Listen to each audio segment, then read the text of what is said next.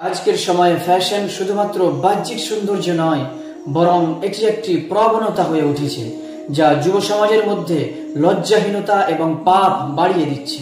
এই ভুল ফ্যাশন আমাদেরকে ইসলামিক নৈতিকতা থেকে দূরে নিয়ে চলে যাচ্ছে, অথচ ইসলাম আমাদেরকে বলে যেন আমরা লজ্জা ও শালীনতা রক্ষা করি। Fashion without limits lead to moral corruption and lose of dignity.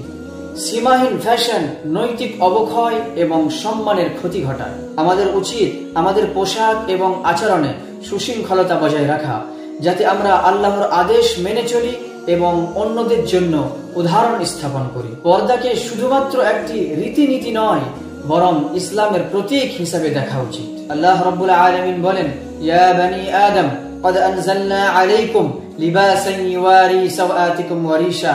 হে আদমের সন্তান, আমি তোমাদের জন্য এমন পোশাক নাজিল করেছি যা তোমাদের লজ্জাস্থানকে ঢেকে রাখে। যখন আমরা আমাদের শালীনতা ও পবিত্রতা ছেড়ে দিই, তখন আমরা শুধু নিজেদের নয়, বরং আমরা জাতিরও ক্ষতি করি। এই ভুল ফ্যাশন আমাদের সামাজিক মূল্যবোধ ধ্বংস করে এবং যুব সমাজের মধ্যে লজ্জাহীনতা বাড়িয়ে দেয়। Modesty is the crown of a believer. It should be preserved at all cost. লজ্জা হলো মুমিনের মুকুট, যা সর্বদা রক্ষা করতেই হবে।